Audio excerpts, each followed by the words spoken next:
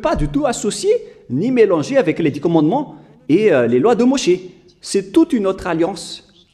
Avant le Jérémie 31-31, nous allons faire un schéma. Et nous allons d'abord effacer tout cela pour faire un autre schéma. Nous allons donc commencer l'autre schéma en vert pour la nouvelle alliance. L'objectif, c'est toujours d'être ôté des péchés. L'objectif, c'est toujours de ne plus jamais pécher. Le Dieu d'Abraham a donné un programme qu'on ne peut pas associer aux 10 commandements et aux lois de Moïse. Il y a donc une alliance qui va porter par l'autre, qui n'est autre que son fils, qui est écrit dans le rouleau du livre, qui va accomplir sa volonté, et sa loi est au fond de son cœur. Il va donc sortir la loi de Dieu. Et c'est pourquoi on a fait le schéma tout à l'heure de la loi qui va sortir. Alors que c'est clair que dans les 10 commandements et les lois de Moïse, c'est déjà bloqué. On ne peut plus faire associer cette loi. Et nous allons donc parler de cette loi qui va venir. Comment cela concerne? C'est dans Jérémie 31-31. L'objectif, c'est de ne plus jamais pécher. Alors qu'on avait vu tout à l'heure que les 10 commandements et les lois de Moïse ont encore créé le péché, car il n'y a plus de sacerdoce. Donc ce n'est plus la solution. Comment on va encore insister sur une chose pour faire restaurer une chose qui n'est pas du tout convenable? En tant que parent, ce n'est pas logique. Hein? Il faut réfléchir les humains. Ce Dieu n'est pas pauvre pour qu'il ne peut rien faire pour sauver les humains. C'est le diable qui dit que ce Dieu n'a pas de moyens. Ce sont les diables qui n'ont pas de moyens pour faire des choses. Le Dieu d'Abraham a plusieurs moyens et des moyens parfaits pour tout faire, y compris la nouvelle alliance qu'il a donnée. La situation, c'est que la nouvelle alliance n'a pas ôté les péchés. C'est pourquoi il n'y a plus d'ôtement du péché dans l'ancienne alliance n'a pas ôté les péchés. C'est pourquoi le sacerdoce a été détruit.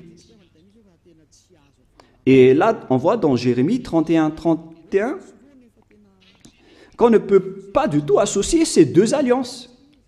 Et d'ailleurs, le sacerdoce est déjà devenu un danger, qu'il a été supprimé. Et vous qui êtes dans les 10 commandements, vous êtes pécheurs éternellement. Alors ne courez pas vers la parole de Ésaïe ou de Amos. Ce n'est pas Amos ce n'est pas Amos qui a parlé au sujet des 10 commandements, ou Ésaïe, ou Joël. Ni Amos, ni Joël, ni Ézéchiel n'a fait une alliance avec vous les Israéliens, ni avec vous les Juifs malagasy, ou les Brésiliens qui pleurent pour devenir Juifs. Mais celui qui a fait une alliance avec vous, c'est une alliance avec ce Dieu qui est avec, concernant l'ôtement du péché qui n'existe plus, qui a été supprimé. Et si le Dieu d'Abraham a supprimé le sacerdoce, alors sachez que toute cette alliance a été supprimée. C'est vraiment logique. Et ce sont les fous qui vont encore entrer dedans. On ne peut plus les rajouter ni les retrancher. Et si tout un chapitre a été supprimé, alors vous ne pouvez plus y entrer ou bien en rajouter. Non. Une alliance bien faite ne doit pas être rajoutée ni retranchée. Dans Deutéronome 4.2 et Deutéronome 13.1, on ne doit pas retrancher ni rajouter les paroles. Toutes ces paroles sont structurées.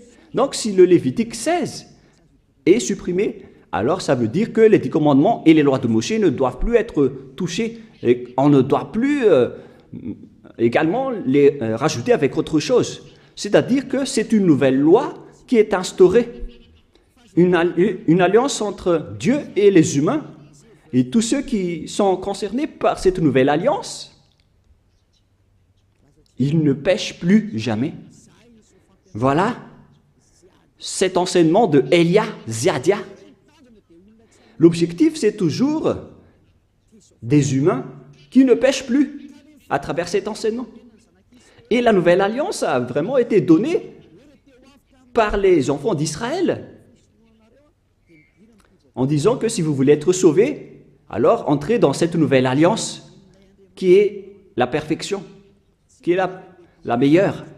Et regardez bien, il n'y a plus rien à voir, il n'y a plus de rapport avec les 10 commandements, c'est tout autre chose. Dans Jérémie 31, 31, voilà, le jour vient depuis Yahva où je vais faire une nouvelle alliance. Avec qui?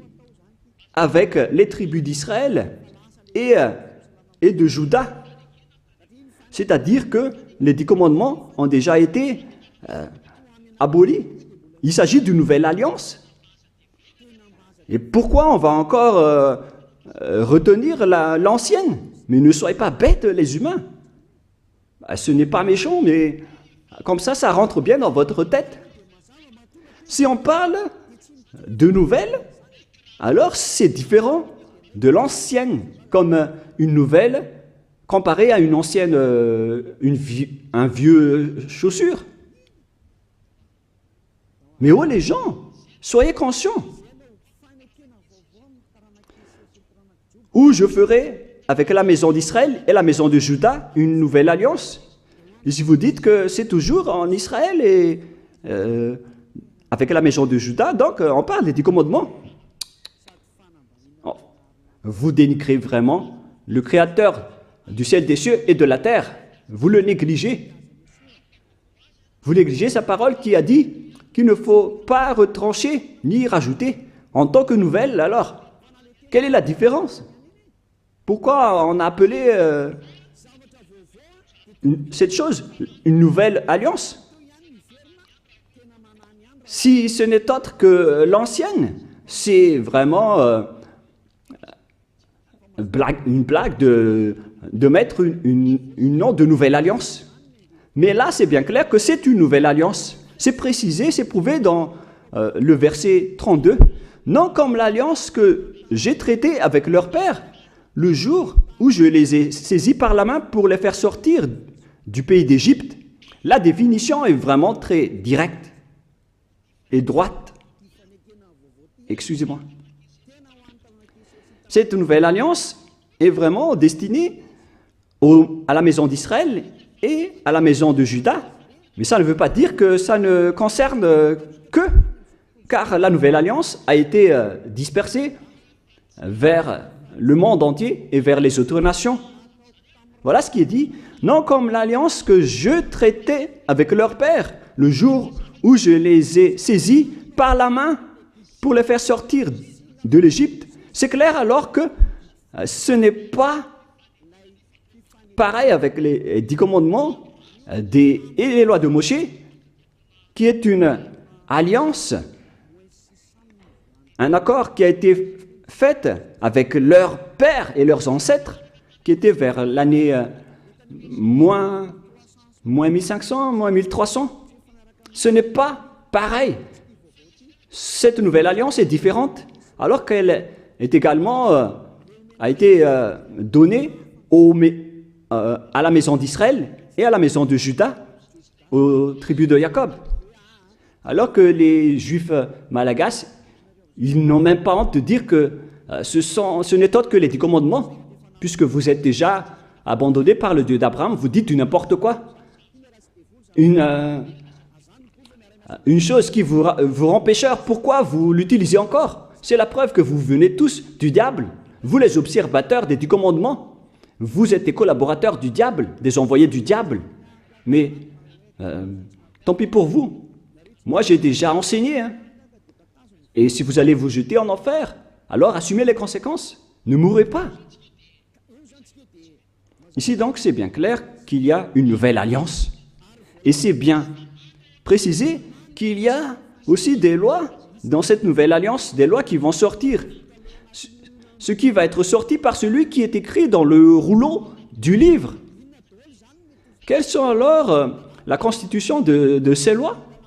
Ces lois vont être attribuées par qui? Et qui vont obtenir ces lois? Et c'est bien clair que ceux qui l'ont obtenu en premier, ce sont les Israéliens, les tribus de Jacob et les enfants d'Israël, y compris la maison de Juda. Il y a 12 tribus d'Israël.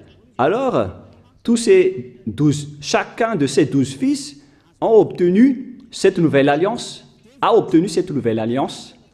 Et cette nouvelle alliance a également aussi été dispersée vers les humains dans le monde, selon Ésaïe 42. Ésaïe 42, 6. Ésaïe 42, 6. Moi, Yahva, je t'ai appelé pour le salut, et je te prendrai par la main, je te garderai, et je t'établirai pour traiter l'alliance pour le peuple, pour être la lumière des nations, pour ouvrir les yeux des aveugles, pour faire sortir de prison le captif et de leur cachot ceux qui habitent dans les ténèbres. Je suis Yahva, c'est là mon nom, et je ne donnerai pas ma gloire aux autres. Ici, donc, on précise bien que dans cette nouvelle alliance, celui qui a été écrit par celui qui est sorti du rouleau du livre, voilà, qui est écrit « Moi, je t'ai appelé pour le salut et je te prendrai par la main.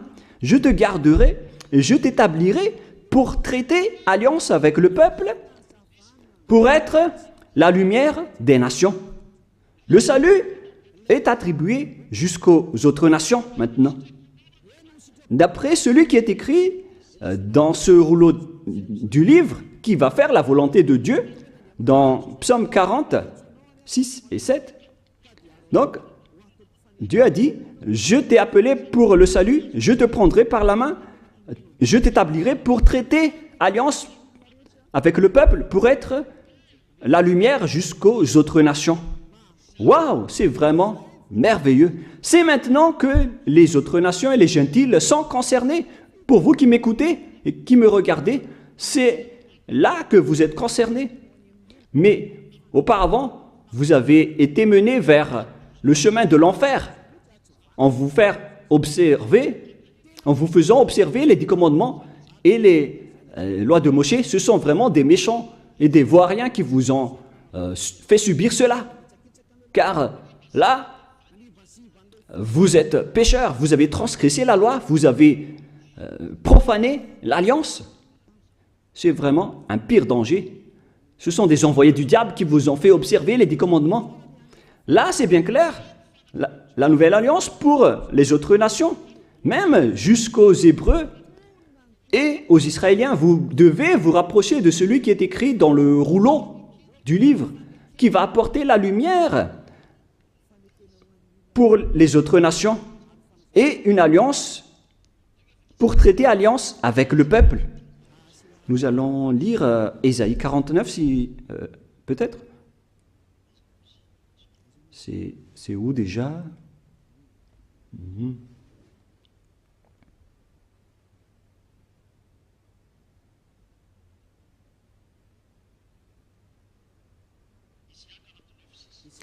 Ésaïe 49, 6. Il dit, « C'est peu que tu sois mon serviteur pour révéler les tribus de Jacob et pour amener le reste d'Israël.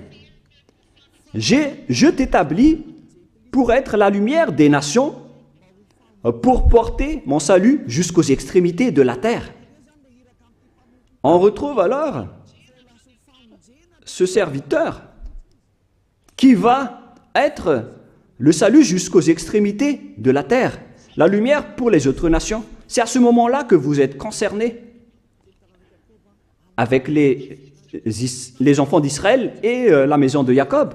C'est là que les gentils et les autres nations sont concernés.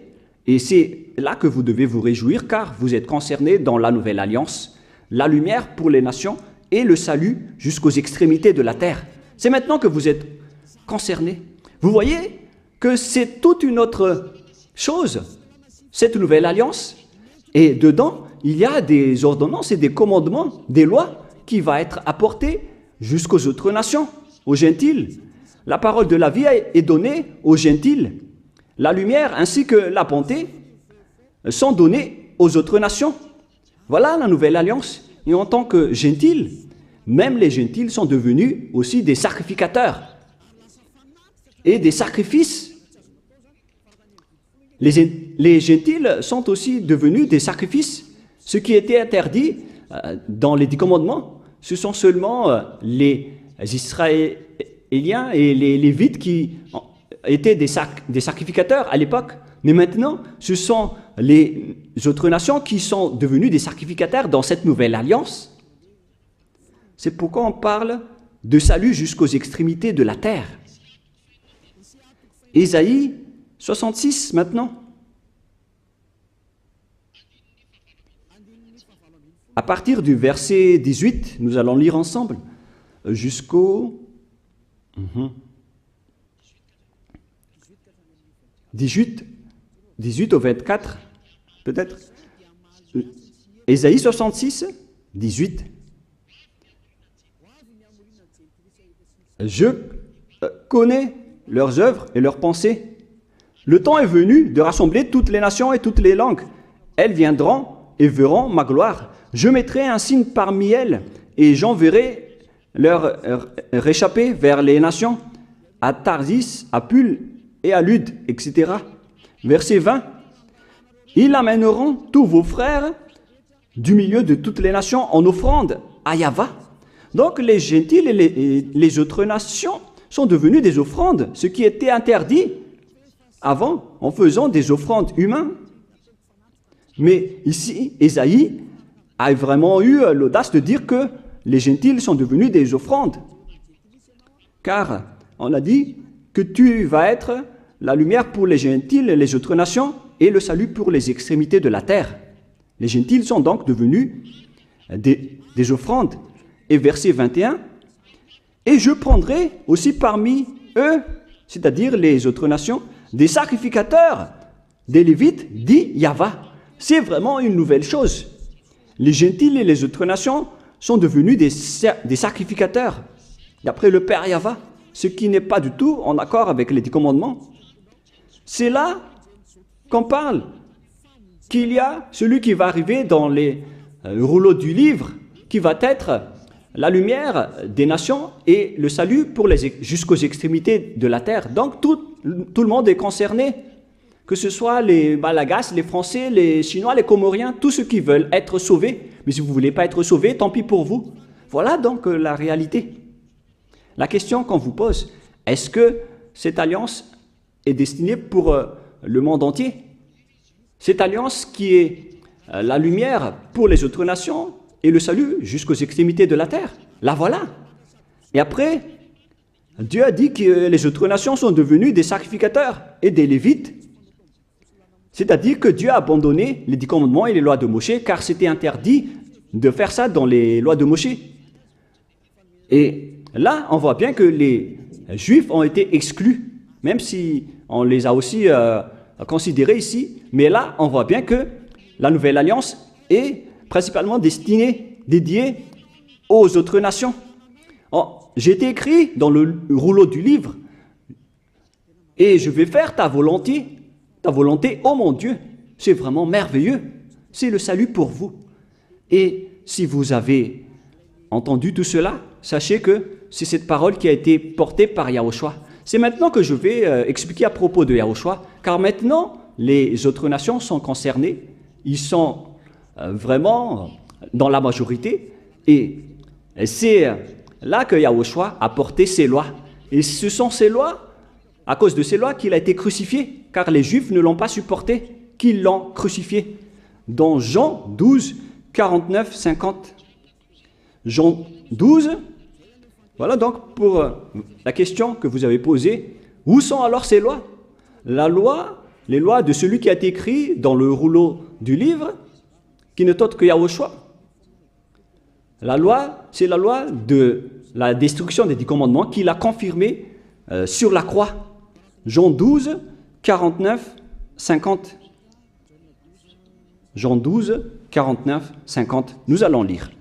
Car je n'ai point parlé de moi-même, mais le Père qui m'a envoyé, qui m'a prescrit lui-même ce que je dois dire et annoncer. Et je sais que son commandement est la vie éternelle. C'est pourquoi les choses que je dis, je les dis comme le Père me les a dit.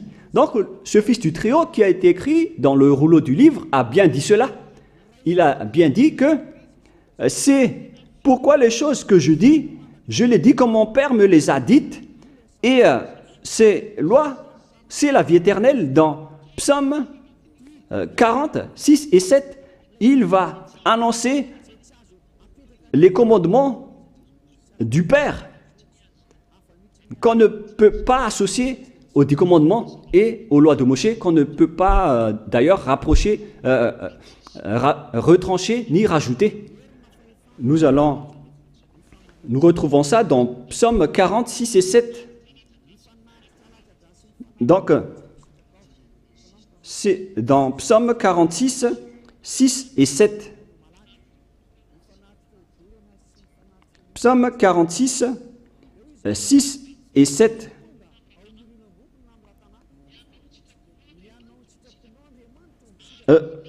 Voici, je viens dans le rouleau du livre. Et les holocaustes, ça ne te convient plus. Et là, on voit donc la nouvelle alliance qui est confirmée dans Jean 12, 49, 50, que cette loi est une vie éternelle. Et les apôtres ont également aussi confirmé cette parole. En parlant des lois de Yahushua, dans 1 Corinthiens 14, 1 Corinthiens 14,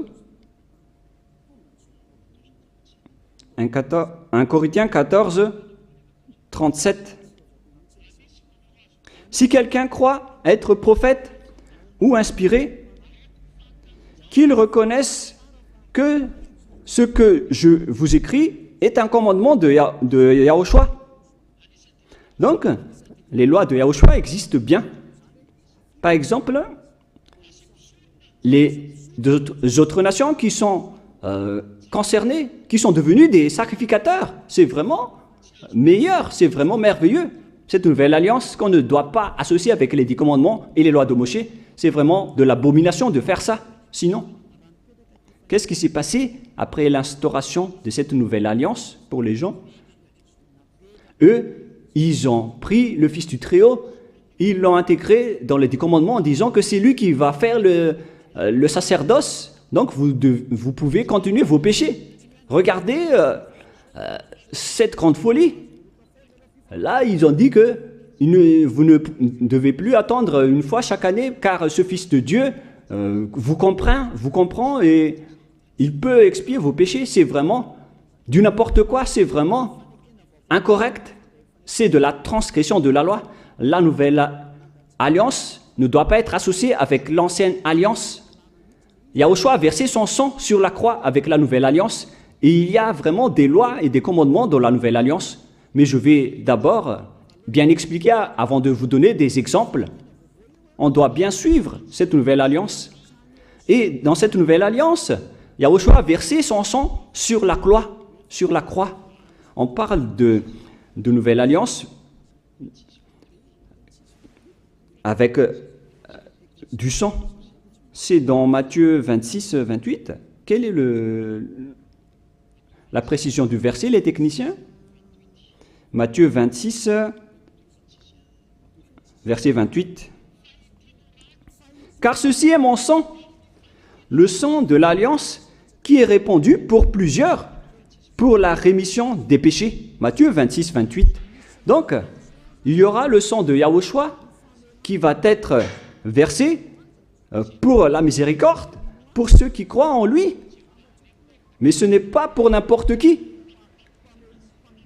ni pour ceux qui l'ont rencontré ou l'ont opposé. C'est seulement pour ceux qui croient en lui. C'est seulement réservé pour ceux qui croient en lui. Voilà l'amour de Dieu pour le monde entier. Il a donné son Fils préféré pour que ceux qui croient en lui soient sauvés. Donc, vous devez croire en lui pour être sauvés. Et ceci est mon sang, le sang de l'Alliance qui est répandu pour plusieurs, pour la rémission des péchés. Alors, Yahushua a été crucifié et mort sur la croix, ce qui a confirmé donc la destruction des 10 commandements et des lois de Moïse par le Père Yahva, car lui-même, il a détruit le sacerdoce et c'est son Fils, après la destruction des 10 commandements et les lois de Moïse par le Père Yahva, c'est son Fils qui l'a confirmé et l'a cloué sur la croix avec la destruction des 10 commandements et les lois de Moïse. Nous allons donc lire Éphésiens chapitre 2, verset 15, que nous allons lire au nom de notre cher Yahushua. Éphésiens 2, 15. Ayant anéanti par sa chair la loi des ordonnances dans ses prescriptions, afin de créer en lui-même avec les deux un seul homme nouveau, en établissant la paix. Ici, donc, c'est bien clair que Yahushua a anéanti par sa chair la loi des ordonnances dans ses prescriptions, c'est-à-dire la Torah. Il a annulé la Torah sur la croix. Dans la Bible hébreu, on peut lire dans Sefer Éphésim,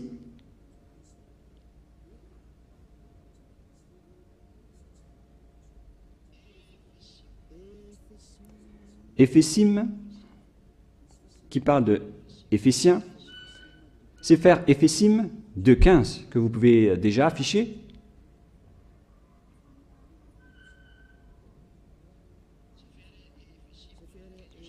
Sefer Éphésim 2.15. Voilà donc la langue hébreu que nous allons lire de droite vers la gauche. Babatlo, Hayaba, Bibsaro, et Torat. Là, on va arrêter là, c'est bien clair. On parle ici de la Torah. Donc c'est la Torah qui est dit dans Éphésiens 2.15. Donc la parole dans Éphésiens 2.15 déclare l'annulation de la Torah et l'abolition de la Torah sur la croix. C'est-à-dire, les 10 commandements et les lois de Moïse ont été complètement détruits sur la croix selon la langue hébreu. C'est bien Éphésiens 2.15, au cas où vous allez penser autre chose. Voilà le chiffre 15 que je vais bien agrandir. Et ici, c'est le Sefer Éphésim, là en haut, ou Éphésiens. Chapitre 2. C'est clair alors à travers cette parole que les 10 commandements et les lois de Moïse ont été détruites et abolies sur la croix. Nous allons encore confirmer dans Hébreux 7, 18, 19. Hébreux 7, 18, 19. Hébreux 7, 18, 19.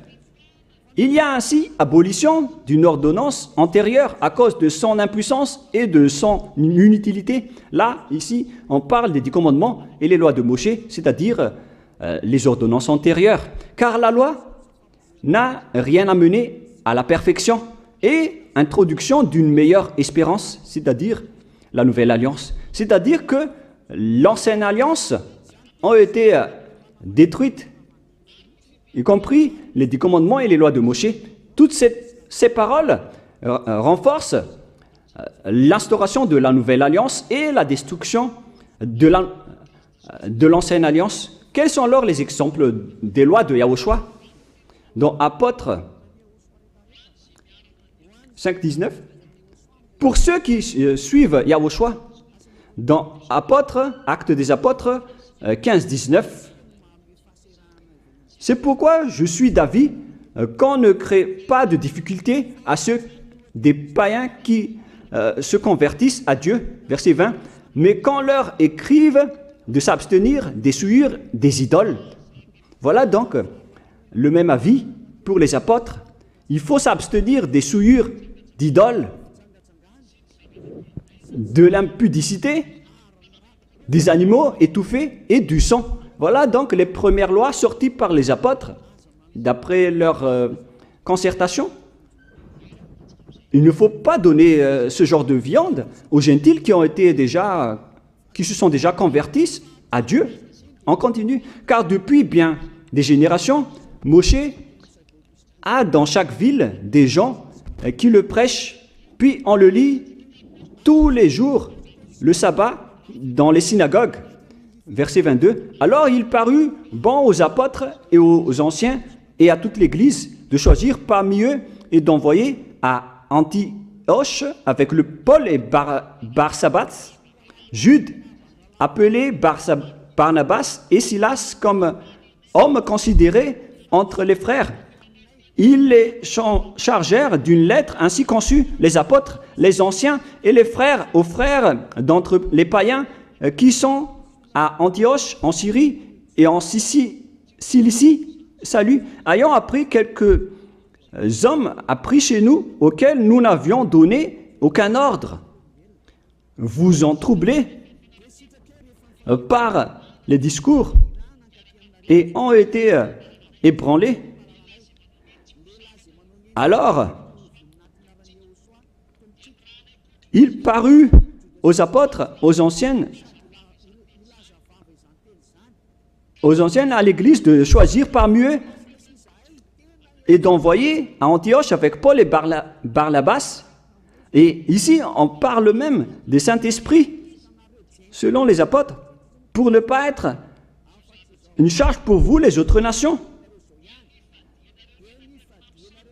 Et donc, il faut que vous ne mangez pas les viandes des idoles, que ce soit dans les événements d'exhumation, d'idolâtrie. Toutes les personnes en Yahushua ne peuvent pas manger tous ces genres de viandes, ainsi que les viandes qui ont été étouffées et qui n'ont pas été saignées, ainsi que l'impudicité. Si vous arrivez à vous retenir à ce sujet, alors vous allez être vraiment dans la perfection. Donc les gentils ne doivent pas manger des viandes venant de l'impudicité et qui ont été étouffées, qui n'ont pas été saignées. Si vous arrivez à supporter de ne pas manger cela, alors vous allez être dans la perfection. Voilà donc un exemple de loi de Yahushua qui a été sorti par les apôtres et qui a été aussi reconnu par le Saint-Esprit. Donc c'est merveilleux. Mais il y a également d'autres exemples qui ont été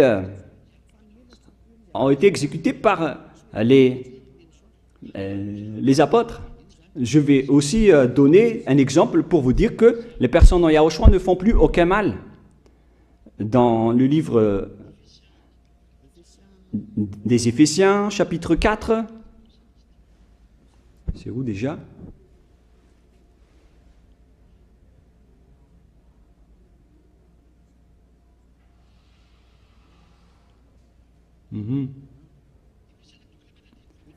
Éphésiens, chapitre 4, verset 17. C'est un exemple. Voici donc que je dis et ce que je déclare dans le Seigneur, c'est que vous ne devez plus marcher comme les païens qui marchent selon la vanité de leurs pensées. Ils ont l'intelligence obscurcie et sont étrangers à la vie de Dieu à cause de leur ignorance qui est en eux, à cause de l'endurcissement de leur cœur. Ayant perdu tout sentiment, ils se sont livrés à la dissolution pour commettre toute espèce d'impureté jointe à la cupidité. Mais vous, ce n'est pas ainsi que vous avez appris Yahushua, si du moins vous l'avez entendu, et si vous conformément à la vérité qui est en Yahushua, c'est en lui que vous avez été instruits à vous dépouiller, eu égard à votre vie passée, du vieil homme qui se corrompt par les convoitises trompeuses. Verset 25.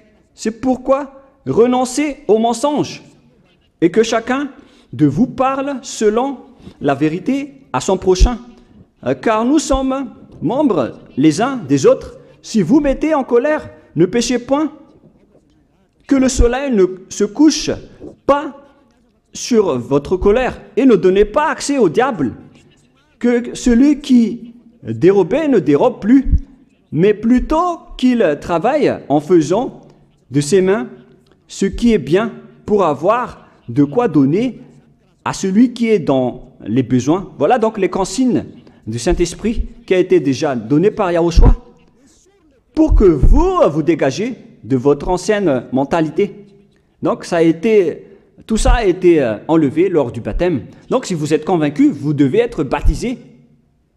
Voilà les personnes en Yahushua. Il faut que vous vous levez, il faut que vous invoquiez son nom et que vous soyez baptisés. Pour ceux qui veulent être sauvés, pour vous qui ne voulez plus être pécheurs, si vous ne voulez plus pécher, voilà la loi pour vous. C'est dans Actes des Apôtres 22:16. Et maintenant, que tardes-tu?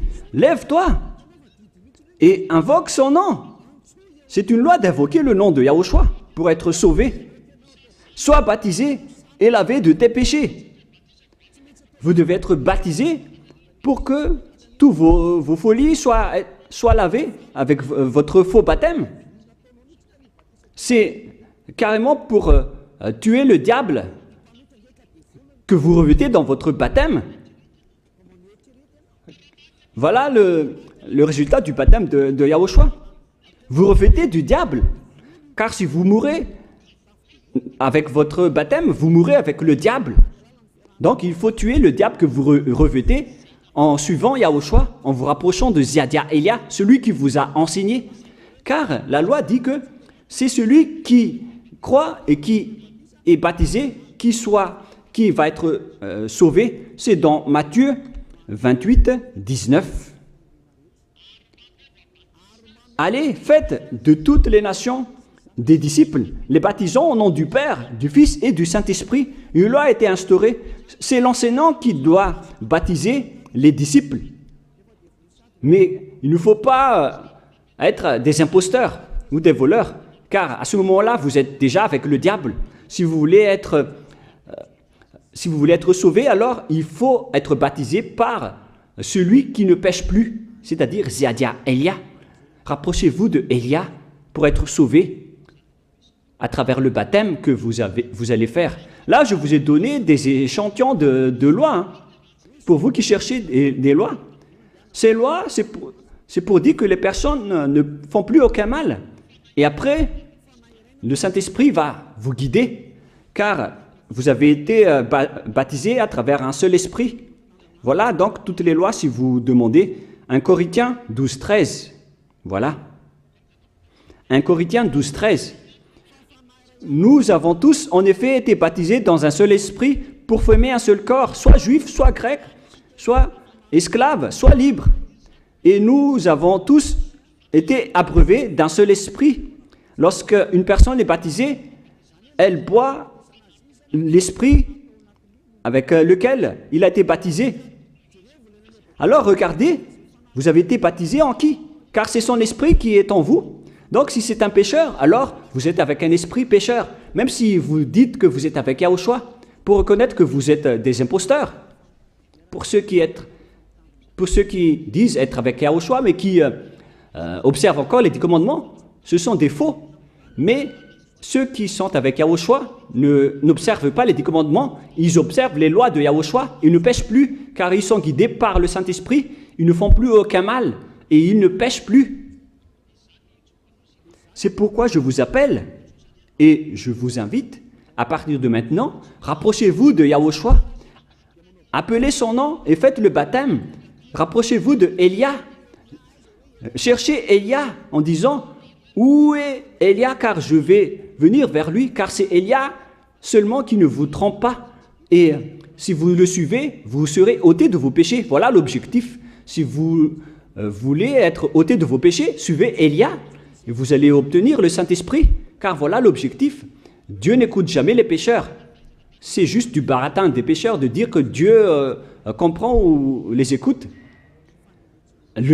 L'Esprit de Dieu ne se trouve pas avec les pécheurs. L'Esprit de Dieu se trouve avec les êtres non pécheurs. Et vous avez vu, un de ces êtres, c'est Élia.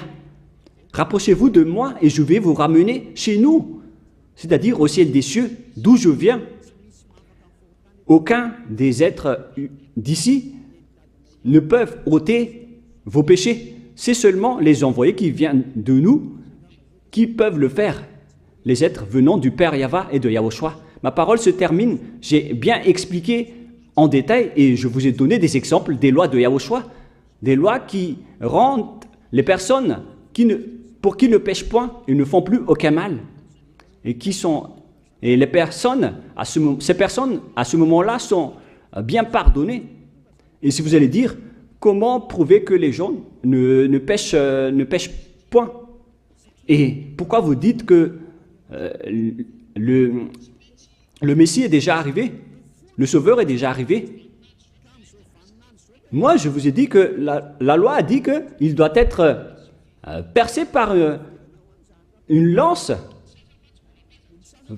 pour porter nos péchés. Et pourquoi, à notre époque actuelle, on va encore utiliser des lances?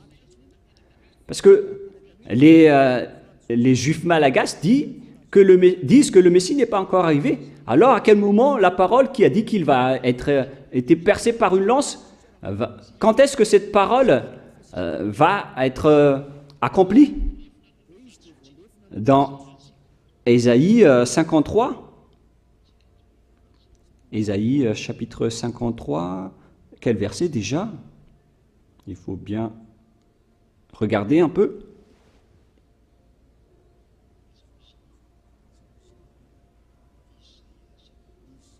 Où il est passé déjà? Ésaïe 53, 53, 5. Nous allons lire à partir du verset 4. Ésaïe 53, 4 et 5. Cependant, ce sont nos souffrances qu'il a portées. C'est de nos douleurs qu'il s'est chargé, et nous l'avons considéré comme puni, frappé de Dieu et humilié. Et maintenant, les diables aussi volent cette parole. Et les serviteurs des diables font aussi pareil. Mais il était blessé par nos péchés, brisé pour nos iniquités. Le châtiment qui nous donne la paix est tombé.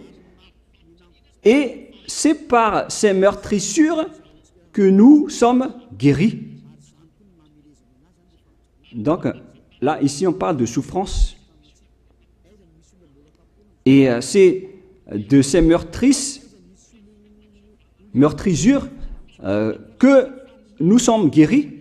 Est-ce qu'on meurtrit encore des gens à notre époque, à notre génération actuelle? Si on veut tuer quelqu'un aujourd'hui, c'est avec une méthode spéciale, avec la chaise électrique ou avec l'injection. Mais on n'utilise plus de lance. C'est pour vous dire que Yahushua est déjà arrivé. C'est Yahushua qui a été meurtri et qui a été blessé et percé par une lance.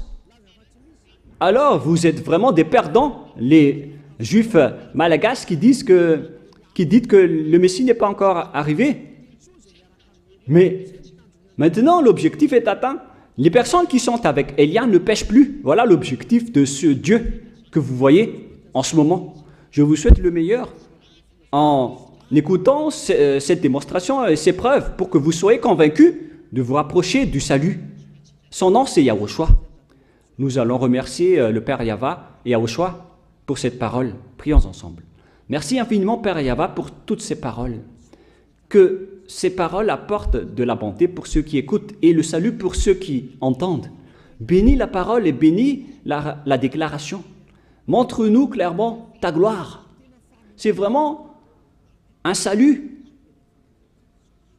Père Yahva. Et c'est vraiment la miséricorde. Bénis alors tout ce que j'ai dit pour que les gens se repentissent, pour qu'ils soient guéris. Gloire éternelle à toi. Et bénis jusqu'à la fin cette parole, Père Yahva, pour que tu sauves les gens, pour qu'ils se retournent vers toi, pour qu'ils reviennent vers toi. Merci infiniment, Père Yahva. Et au nom de toi, Yahushua, Alléluia, Amen. Et donc, je vous souhaite à tous d'être bénis par Yahushua et à notre suite de l'enseignement. Au revoir.